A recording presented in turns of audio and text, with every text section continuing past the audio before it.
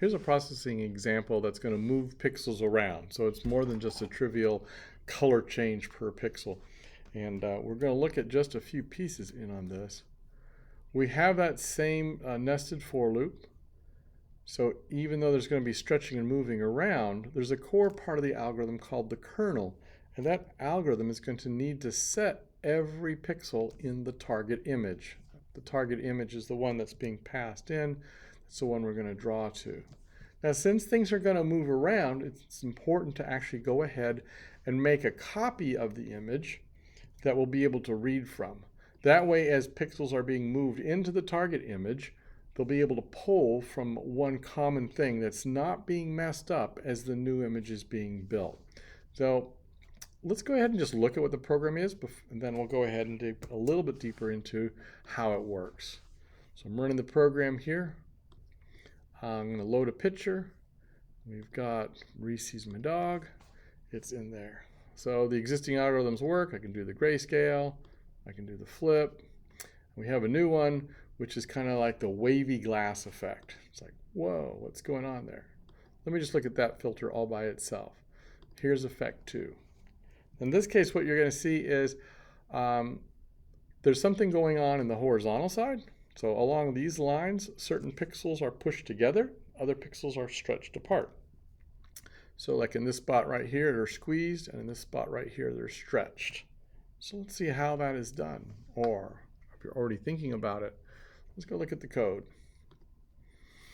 Inside this nested loop, inside what's called the kernel, and there's some comments in here describing that, we're going to set every pixel at its X and Y location. In this case, we are going to pick up the pixels, and we're going to get them from a X location and a Y location, but we're not necessarily getting them from the exact same space. We're calculating an offset for each X and Y. Now, in this case of the example, for what I'm posting up here for you guys to look at, the Y offset 0. That's why, as we look at this top to bottom, there's no morphing, no transformation to the pixels from the top to bottom. It's all along the horizontal axis. And the way we're getting that sort of stretch and squeeze effect is we're making use of the sine function. And the sine function, I'll draw up here so you get like that line here.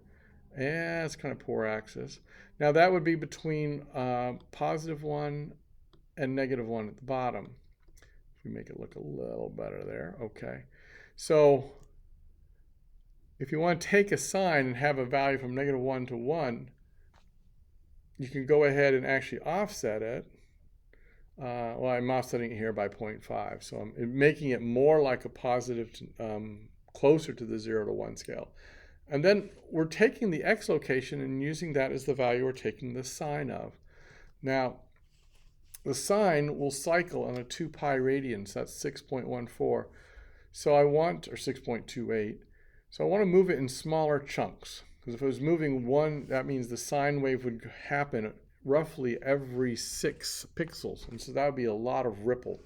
And so I'm going to take the X value and multiply it by 0.05. If instead we change this, just to see how that might affect this, what if I change this to 0.2? So that's going to be 4 times as fast. And if we ran the program here, and I'll go ahead and clear my green stuff on top, we're going to load the pixel, load picture, select the dog, open it, effect 2. Now we're seeing, we're looking at it through corrugated glass. So you can control the sine wave. You want to have a lot of ripples, or maybe one big ripple. That would look more like the funhouse mirrors.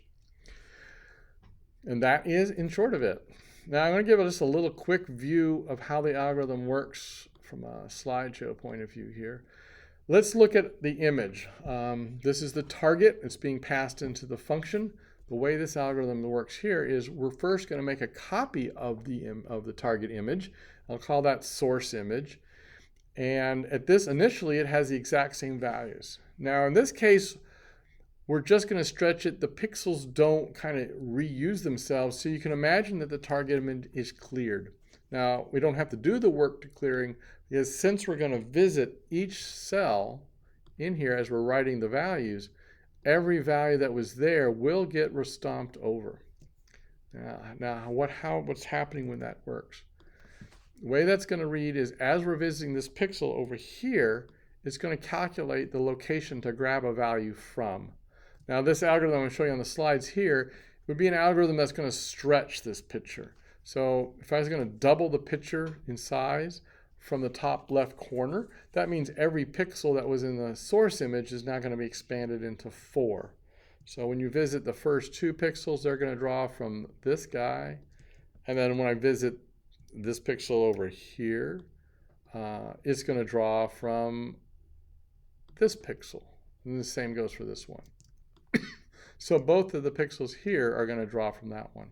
The net result of that is that when we get to here, we've now stretched it. So the top orange block takes 4, the next orange block takes 4, and the green and the blue, there's not enough room for them, so when it pulls over, it's going to see them. So in this case, we're going to fill every target pixel image, but we're not necessarily going to read all of the images from the source. So that's the example we have. It's looking in here, and you're seeing this is how the source image was copied. We make that source image, and I call target image our timage.get. That makes a copy. We have to do the load pixels on both the target image and the source image. We're going to do our 4x and 4y.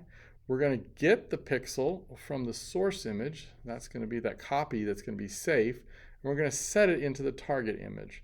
Since we're setting it only in the target image, the source image is not going to be modified.